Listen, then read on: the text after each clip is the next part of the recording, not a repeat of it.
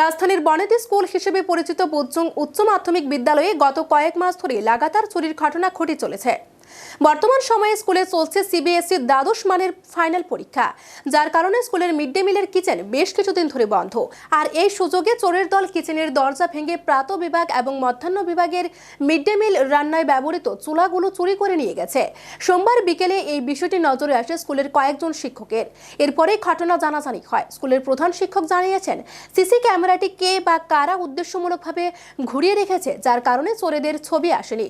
এর আগেও স্কুলের জানালার অ্যালুমিনিয়ামের পাত ও জানালার কাঁচগুলি খুলে চুরির চেষ্টা হয়েছিল, কিন্তু হোস্টেলের ছেলেরা টের পেয়ে যাওয়ায় চুরি ব্যর্থ হয়েছে। তাছাড়া এর আগে স্কুলের 10 থেকে 12টি আলমারি ভেঙে চোরের দল নিয়ে গেছে বেশ কিছু টাকা পয়সা। প্রধান শিক্ষকের দাবি, কদিন পরে পরে এই ধরনের চুরি ঘটনা ঘটেছে। স্কুলের কম্পিউটার সহ বেশ কিছু দামি জিনিসপত্র রয়েছে, এগুলো সুরক্ষার প্রয়োজন। এ নিয়ে স্কুলের সবাই উদ্বিগ্ন।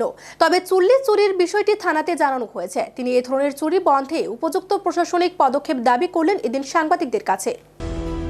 এটা আমাদের স্কুলের শিক্ষক মশাইরা লক্ষ্য করলেন যে আমাদের স্কুলের যে mid day meal room, kitchen room আছে, মিড ডে মিল সেই কিচেন রুমের তালা ভাঙা, এবং যখন ওরা দেখলেন যে তালা ভাঙা এবং ভেতরে দেখলেন যে মিড ডে মিল যে রান্না হয় যে চুলা, সেই চুলা নেই। প্রাইমারি সেকশন এবং নুন সেকশন দুইটা কিচেনেরই চুলা নেই। যার মাধ্যমে রান্না হয় সেই চুলা অনুপস্থিত, মানে এখান থেকে নিয়ে যাওয়া হয়েছে।